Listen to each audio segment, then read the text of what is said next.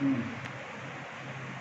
Hello students, so now continuing further with the idea of electric potential energy and electric potential, we are going to determine the electric potential on axial line of a dipole.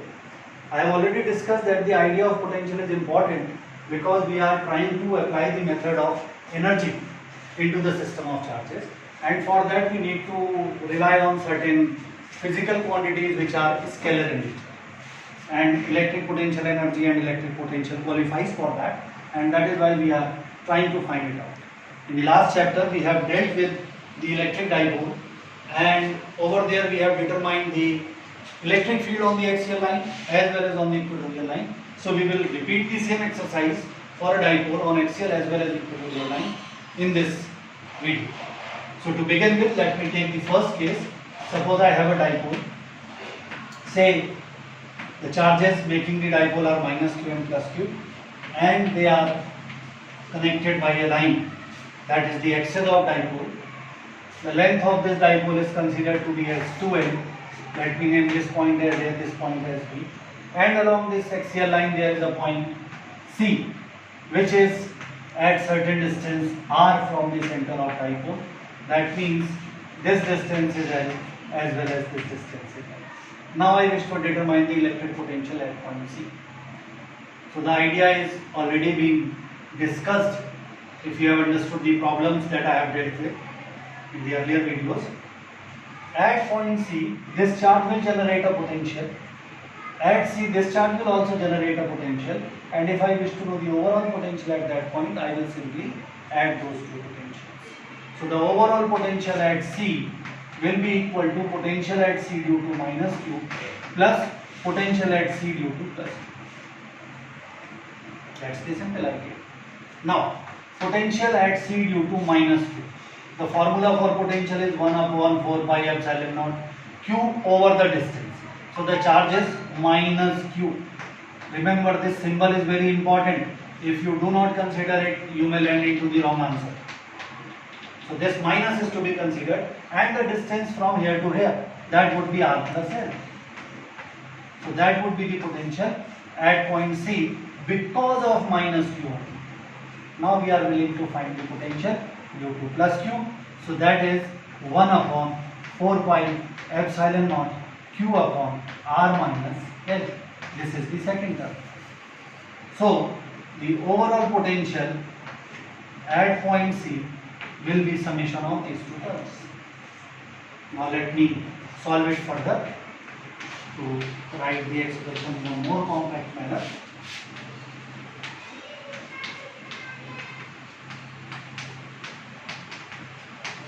And that is the overall potential.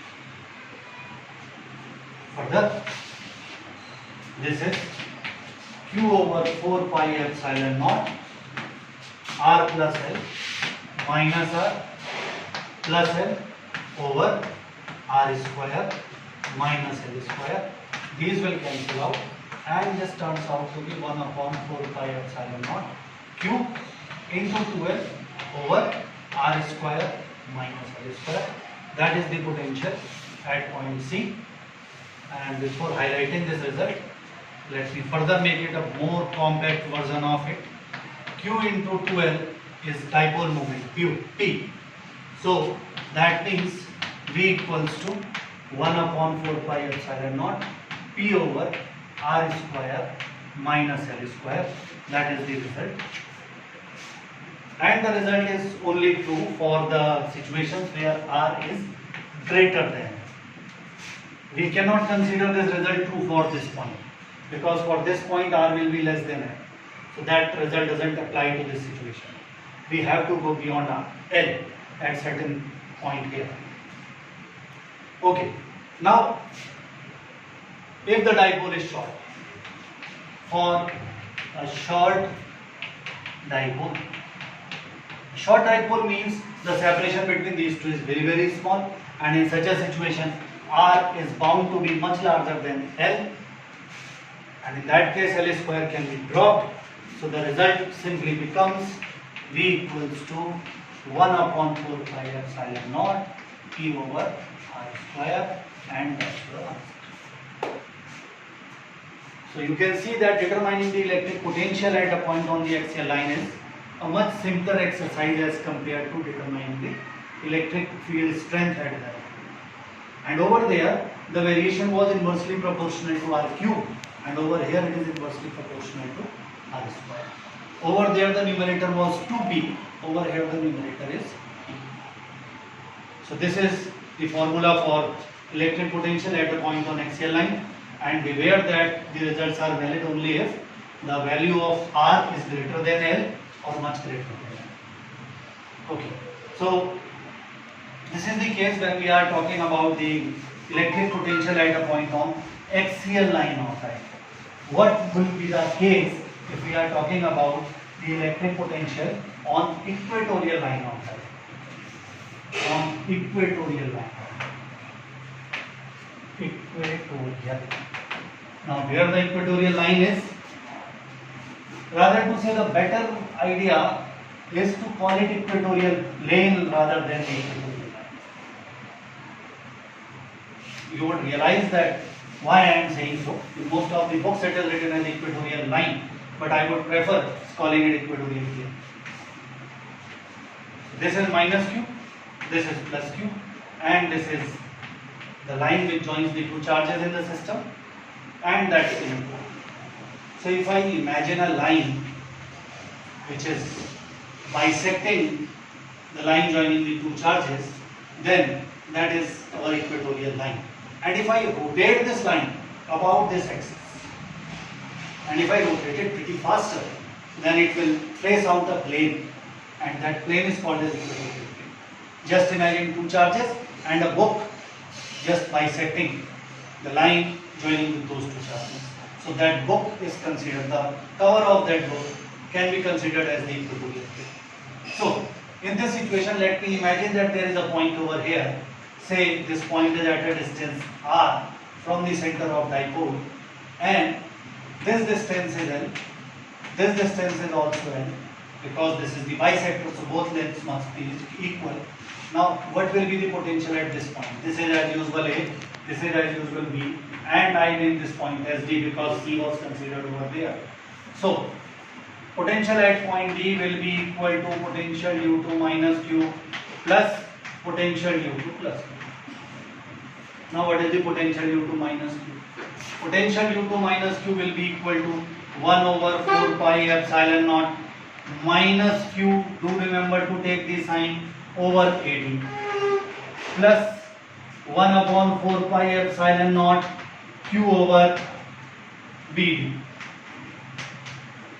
So this is your answer. You have to solve it further. Now, if I see this distance and this distance, then simply by the application of Pythagoras theorem, I can write this is r square plus L square, as well as this is r square plus L square. Both the terms are of same magnitude, means this is an isosceles triangle. That means AD and BD are equal. The geometry of the problem shows AD equal to BD equal to under root of r square plus L square. So in these two expressions, this is common in both. AD and BD are equal, so they can also be considered as common. Q is also same, they can be considered as common. So if I take everything out, I am left with minus 1 plus 1, and this becomes 0. So the potential at this point D will be 0. Now this point can lie anywhere. This point can be here, this point can be here, this point can be here, here, or below this, anywhere on this equatorial line, the electric potential is 0. So electric potential is 0 at a point which is on axial line, equatorial line, and believe it that equatorial line is not in one direction only. Suppose these are two charges and there is a center point. How many lines can you draw from the center point of it? Perpendicular to it. You can draw a line like this, you can draw a line like this, you can draw a line like this, you can draw a line like this. So there are all possible orientations of the electric equatorial line, and if I consider all the equatorial lines of this dipole, that will make a plane, and in general we can say electric potential on equatorial plane is 0. So in examination, we can put a question in that manner that instead of using the word equatorial line, we will use the word equatorial plane. But you will have to solve it in the same fashion. So the concluding remark is that for a dipole on axial line, we have some electric dipole, we have some electric potential which is non-zero, and on the equatorial line it is zero. And if I ask you what is the electric potential at the central point of it, again remember it in your mind, the center of the dipole belongs to equatorial line. So anywhere on the equatorial line it is zero, so at the center it will also be zero. So if I say what is E, what is B, and over here if I write axial and equatorial,